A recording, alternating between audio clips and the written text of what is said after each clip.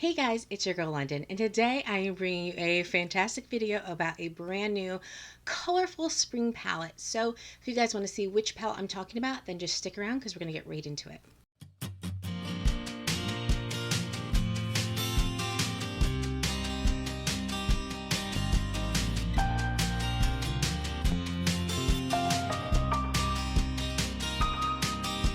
Okay guys, so the palette we're talking about today is the Natasha Denona Circo Loco palette. Are you so excited about it? I am. I think that this packaging is super beautiful. I think that it is unique and adorable, and I am excited about it. So I think that everybody was pretty shocked when they saw the promo pics of this palette because Natasha is not necessarily known for doing a lot of very vibrant colors. Yes, there were colors in her trio palette, and there have been splashes of color here and there in certain palettes, but to do an entire colorful palette really seems like it's not necessarily in her wheelhouse. Vibrant colors, that is. So when this dropped, I think people were very interested, and then I think very quickly they became really confused. So this is the palette itself. It looks just like the Unicarton. Really do love it. Think that it is very nice for a spring release. And the inside looks like this. So while people are really excited about this color story and the fact that this really is like Natasha to the 10th level, like, wow, okay, she can do a lot of vibrant colors. People were very confused by the layout, and I have to say that I was too. It looked a little kind of haphazard all over and slightly confusing as to how do you do a look when there's no traditional crease colors. There's no kind of matte deep brown, mid-tone brown. There doesn't seem to be anything to kind of darken the outer corner with. Brow bone highlight, like a lot of the traditional colors were missing. And what I have concluded from getting this palette is that either this is going to be a great companion palette, where this is going to be your pop of color palette, and then if you have like the Biba or something like that, that is going to be your palette where you have your crease colors and your brow bone and your outer corner and things like that. And this is going to be used in conjunction with it. Or this is going to be for a person who is willing to use non-conventional colors, especially like in the crease area, where you're willing to, like today, this look was done with this palette. You're willing to use an orange in the crease, or you're willing to use a turquoise in the crease. You're willing to use a satin or a shimmer in the crease, not necessarily a matte. It's really going to take you outside of your comfort zone and your wheelhouse, and that's going to be what this palette is for. Either somebody who wants to use it in conjunction with, or somebody who is willing to step outside their wheelhouse, or this is very much so in their wheelhouse, and use color on top of color, and find a way to wear it. So like I said, today I did use this palette for this look, and I think that it is very wearable. I have done a similar look with other palettes that I have, so this is something for me that is not just a quote-unquote YouTube look. It's not a artisan look. This is something that I would wear to work. This is something that I would wear to the grocery store. This is something that I would wear on a day-to-day basis. I actually had a conference call today, and I absolutely wore this look on my conference call with full confidence because this is in my wheelhouse. Now, for some people, this may be a little bit too loud, but for me, I really enjoy this, and so I think that there is a way to make this color be very approachable. It just depends on which colors you combine and kind of how much of the colors you use, how much you diffuse it, things like that. But I only use this palette. So with this look today, I use this color called Firework, which is this matte orange. And that's what I use in my crease, and I use this in my outer corner. I also use this color right here called Spiral, and this is a satin metallic. I use this on my lid, and then I also use this color called Cannon, which is this kind of like bronzy color. I use that on my lid on the outer third, and I used the kind of orange metallic on the inner third, and then I took this color right here called Grin, which is like a goldy yellow, and I used that on the inner corner of my eye. And then I took this color right here called Flip, which is this nice turquoise metallic, and I used that on my lower lash line. And then I also ran through the color Firework again underneath my lower lash line. So there were, what, 1, 2, 3, 4, 5 colors that I used, and I don't think that this looks like a hodgepodge or a clown kind of makeup look. We do have all of her normal formulas in here, and this one right here, this is called Acrobat. This is a cream to powder formula, if I'm not mistaken, and she has done this formula a few times in some other palettes, and it's been kind of hit or miss for people. So it seems like she's given this a go again, but didn't want to fully commit with a ton of them in the palette. So let me kind of read just a bit about the palette for you guys. Let me go to the Natasha Denona website. So this palette itself is $129, and this is a bit pricey. This does say it's limited edition, and I fully believe that this is going to be limited edition just because of the color layout.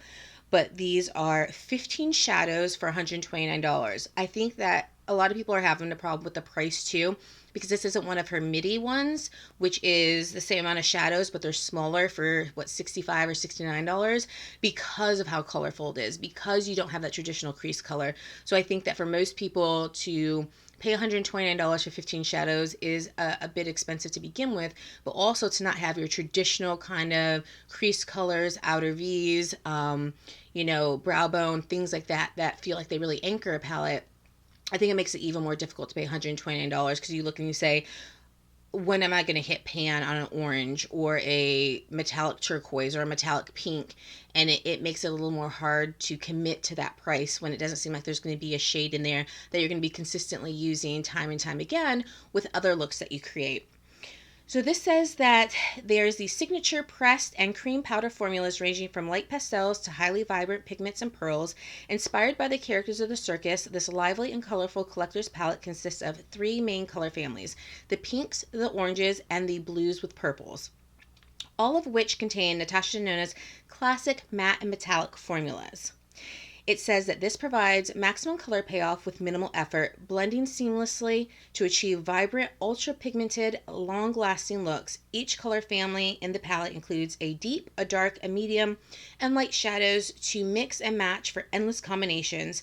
Can be used for a variety of creations from colorful, modern, editorial to neutral, everyday wear with a pop of color. And so that's what I was just saying. So before I even read that, that is, what she's thinking the palette may be for some people is either you're really into color or you're using this as a palette in conjunction with a more neutral palette. It says that the shades and formulas are hand designed by world-renowned makeup artist Natasha Denona, featuring the new cream to powder formula from the Metropolis and Love eyeshadow palettes. Made with the highest quality, pure color pigments, dazzling chroma crystals, and luminous mineral pearls, its buttery smooth, hydrating formula wears beautifully on any skin type and skin tone. Vibrant yet powerful pigmentation with rich application, blendable, user-friendly formulas formulated without talc, parabens, or phthalates, cruelty-free and allergen-free. So that's kind of what we have about the palette. Like I said, I did do this look today, and I would have done it on camera, but I honestly just wanted to come and kind of give a first impressions. I've had this on, let me see, for about 5 hours. I think that has worn nicely, as Natasha Denona shadows do. I will say that I will do a video that has me actually creating a look and or looks with this palette. But again, this one I just want to be more informative of me kind of just using the palette myself and kind of sitting with it for a moment before I kind of gave some of my thoughts on it. What I will say is the color Firework that I used in my crease. I felt that I had to build that up surprisingly more than I've had to in past Natasha Denona palettes. And considering that it's an orange and it's very vibrant, I did have to build it up maybe 4 or 5 times. And I actually was afraid it was going to be like punch you in the face orange, and it really wasn't. So I think that these shadows seem like they are slightly buildable, where they're not going to just punch you in the face with color. I also found that with Spiral, which is the orange that I have in the first third of my eyelid, that wasn't quite as punchy of a metallic as I would have hoped for it to be. However, the Cannon color, which was the kind of gold color that I have right here in the last third, that kind of reminded me of the Natasha Denona metallics that I know and love. The color Flip, which is the turquoise I did at the bottom of my eyes right here, my lower lash, I used a pencil brush to put it on, and I did find that it, to me, was slightly patchy. And I know it was just on the lower lash line, but it did concern me for if I wanted to use it all over. So I don't know if necessarily it's because it's able to be blended out to where it blows itself out so it is more wearable, or if in fact it is something that really needs to just be packed on like the lid, because it is a shimmer color. I know sometimes with shimmers that does happen, that if you are blending them out, they can tend to look patchy because they're actually meant to be a little bit more packed. But I know Natasha frequently uses shimmers in the crease, so for me, what I usually find is that most of her shimmer shadows very easily can go into a crease or a lower lash line and be blended out and still kind of maintain their pigment, but become just slightly softer but not get patchy, because she very much so uses her shimmers in that way. So what I want to do is, I think a lot of people are very curious, especially on a melanated skin tone, about cotton candy and the fun to mine color. So it is this light pink and this light blue, to kind of see what they would look like. So what I'm going to do is I'm going to move my Fitbit back a bit, and I'm just going to do a little swatch. So they are very soft. So this is that blue, and this is the color cotton candy. This is that pink. So pastels, typically speaking, they have a little rough go of it most of the time because of their white base, but they really have a rough go of it with the white base on melanated skin tones. So again, this is what they look like here. And so now I'm going to just put them onto my skin. And that is what they look like. So as you can see, they definitely are pastels. So they look a little powdery and white based, but again, they're pastels, so that is what they're going to be. But I do think that they look nice. So let's see what it looks like if you try to just like blend them a little. And I do think that they, I mean, again, we're working with pastel colors, so I know if you mix them together, they're supposed to create kind of like a little purple. And as you can see, I'm blending them, but they are leaving a residue behind. So they do stain slightly, at least on my hand right here. So I think that that is better. I know the Kat Von D, when she came out with her pastel goth, this didn't happen. Like when you wipe them away, they wiped away. These are kind of leaving residue of their color behind. And even on my fingers when I'm wiping them off, they're like leaving a residue of their color. So I would think that they would stick more so than maybe some other pastel colors that we have seen in the past. I want to show you guys the color Firework. The color Firework is, again, what I put in my crease today. And I put that right here on my hand. And as you can see, it too, looks like it has slightly like a white base to it, because it is a little less vibrant than I would thought it was going to be. But as you can even see when I'm putting it out on my hand, it blends out really nicely, kind of like a sunset. And again, I'm wiping it off of my hand just with my fingers, but it also is kind of leaving residue and staining. So, and it has stained my finger. Here's me wiping my finger, and there it still is. So one, and the finger that I whipped it off with, it has some on here too. I would probably put a base down if you use these shadows, because I'm going to assume that when I take this off tonight, it's going to be a little bit of roughkins. Yeah. Also, these seem to be easily diffused, but I think that, again, they can get a little patchy McGee. Flip, which is one of her metallics, is absolutely gorgeous, gorgeous, gorgeous on the finger. And I'm looking forward to using this all over my lid, because this is what I want to see on my lid, and this is what I expected to see on my lower lash line. I did have to go in with a ColourPop liner to just amp it up just a little bit, because although this is pretty, I think this would have been prettier kind of in my crease when it was buffed out. But when it was on my lower lash line, it just didn't give me the punch I wanted. The punch I wanted was this. Let me see. Let me put a little more. So this is the punch that I wanted, and this is what I got. I got the kind of blown out, and I didn't want the blown out. I wanted the kind of punchiness of it. But I think if you were to use it in the crease, then it would look absolutely appropriate for that area. I want to try this color Magic, and this is the purple color. So purples also are very hard to formulate, and they tend to be a little patchy McGee. So I'm going to put it right here. Yeah, and see the swipe again, it's a little patchy. And I have to say, swatches don't mean a thing, to be quite honest with you. It's all about when you put it on the eye. And building it up then it looks beautiful. And that's what I'm saying. On my eyes today, I really did have to build up the shadows a bit. But when you build them up, they look beautiful. And I'm not opposed to building anything up.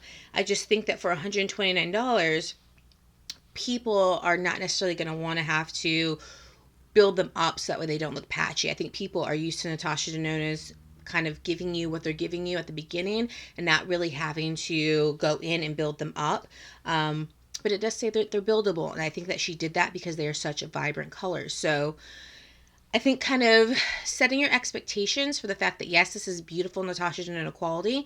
However, she did make them buildable, because I think that if we had all got punched in the face with the orange or even with the purple, if this had been when it first came off, how are you going to blend it into your crease? Because there's not those traditional kind of anchoring crease colors in this palette, that we would have been very upset and kind of had a subculture incident on our hands where they were too pigmented and they weren't blendable enough to kind of be able to buff them out, and they kind of stuck in one spot.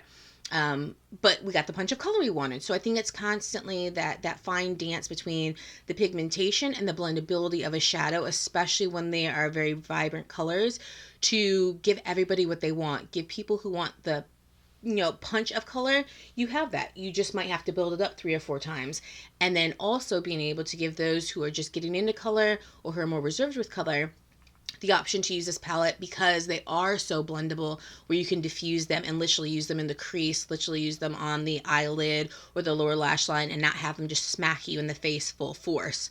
I think that is kind of the compromise with this palette, is that it is beautiful, it is vibrant, but you're either going to have to build up to opacity or you're going to have to buff out. But I think in the end, I would rather have shadows that I can build up to the punch in the face that I want them to be, but know that they are blendable and they can blend out beautifully and soft and give me an everyday look with vibrant colors, rather than have vibrant colors that are punchy from the time you put them on, and there's very little chance for me to be able to buff that out, and that I can really only use these shadows if I'm looking to do a vibrant look that day, or don't have to go to work, or I'm going to a place where quote unquote it's acceptable to wear orange and purple on your eyes, because it's going to be that impactful.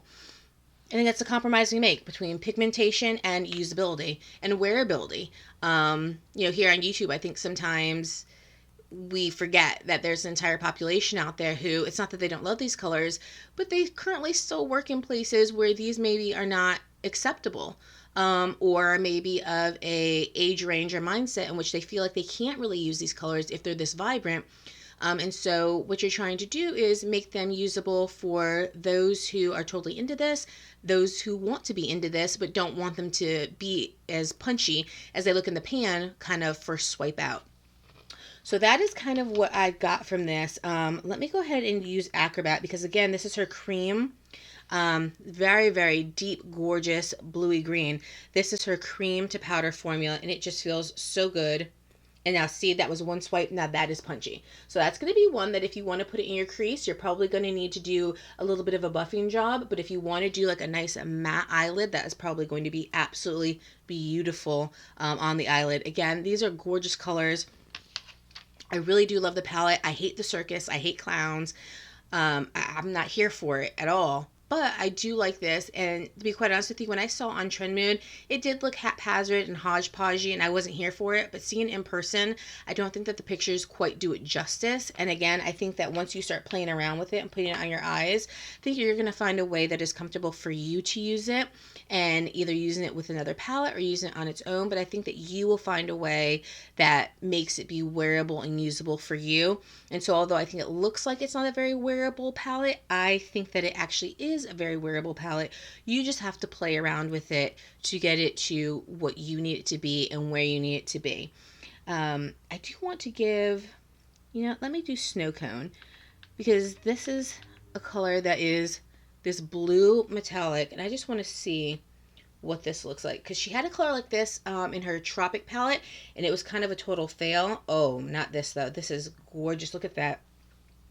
Look at Snow Cone right there. Absolutely beautiful. These metallics are gorgeous. If anything Natasha knows how to do is a good metallic. Like I said though, the one that I just mixed these colors inside of this freaking thing. Oh my gosh. The one that I was slightly disappointed in was Spiral, and that is the orange that I used on my lid today. And that is because, look at that. I feel like that is just not, it's not a matte. It is supposed to be a metallic, but it just, to me, this is the one that falls flat for me in the palette that I really just don't like. Did it work? Sure. But I think you would really need to spray it or put something down on your lids, like a glitter glue, to really make it shine, because Spiral is absolutely nothing like Snow Cone. Like you're not getting anywhere near a Snow Cone vibe. Let me put Snow Cone next to it, and you can just see.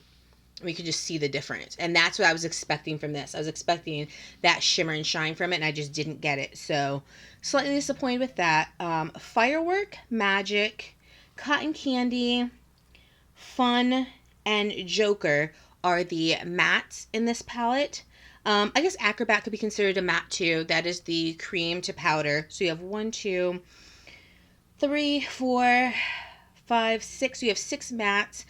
They're orange, the turquoise, the purple, the pink, the light blue, and the light pink. And then the rest are the metallic formula. So I do think if you're into color, if you're wanting something for the spring, this is a good palette to have. I think that if you're not so sure about color, but you want to collect it, sure, if you want to spend the $129. If you're not somebody who really is into color, I don't know if this necessarily would suit you because, again, you don't have a brown in here at all. You don't have a tan in here. You don't have a cream in here. You don't have anything else that is going to ground you. So if you're not into using 2 palettes to do an eye look, then I would say go ahead and pass on this. Like I said, I did this beautiful look. I like it. I think that is very pretty. But could you get this from other palettes? Absolutely. I've gotten this from other palettes before. So I don't know if you necessarily need this palette, if you have some other palettes that you could get these looks with. But again, if you're a Natasha Denona lover like I am, she's an auto buy for me. I do love her quality, and I do love this palette because it's something to me that is incredibly outside of her wheelhouse and from what we've seen from her. So I'm happy to have it. I just think that you should walk into it knowing that it's not necessarily going to hit you in the face with the colors, but that does mean that you can diffuse them and you can build them so they can work in a dual way for you. You can make them punchy or you can make them soft and have more of a everyday kind of springy summer look for you, rather than have it just punch you in the face looking like, why do you have orange and blue on? So guys, let me know what you think down below. $129 too much? Do you wish it had been a midi palette? What do you think about the color layout and story? It basically being, about circuses. Do you wish that there had been some more grounding colors in here? You guys can see all of the swatches that I have on a melanated medium skin tone. They're here. So I don't think that you're going to have a problem with it if you're my skin complexion or deeper. I think that these are going to show up on you. Even the pastel colors, I think they did much better than other ones that I have used. But again, I think that if you're deeper, they're too white based. They're not really going to do you justice the same as when I put them on my eyes. I am managing my expectations and realizing that the white base probably is just not going to make them look the most appealing on my eyes, although I am going to try them. Unless you're trying to do more of like a white out lid with like a pink or blue, I don't think that they're going to be fundamentally the shadows that I'm going to go for time and time again, because the pastel colors just, it is what it is. The white base and the melanated skin tone really just don't work together like that. But the other ones, they really are beautiful. They show up perfectly, and these look like they are totally and completely going to stain. So again, I would put something down on your eyes, or maybe not wear a vibrant look where you're going all out if you have something to do the next day, because you may have a little bit of stainage. So guys, again, let me know down below what you think of this. I am going to do a video, like a get ready with me, with a couple of new products. If there are any colors that maybe you might want to see me work with, you can leave that down below, and I will definitely try to accommodate that, so that way you guys can kind of see these in action, especially again on a melanated skin tone. You guys can maybe see how I have to blend them out, and if barriers that I kind of run into when I'm using them, to be helpful for you guys. So thank you so much for spending your time with me, guys. I always appreciate it. If you haven't already, make sure you hit that notification bell. Or I should say, make sure you hit the subscribe button and the notification bell, so that way you can get all of my new videos when they come out. And if you haven't already, head on over to Instagram, follow me there, so you can see what goes on in my life when I'm not here on the YouTubes with you. So guys, I love you. I will miss you, but I will see you in my next video. I love you guys. Bye.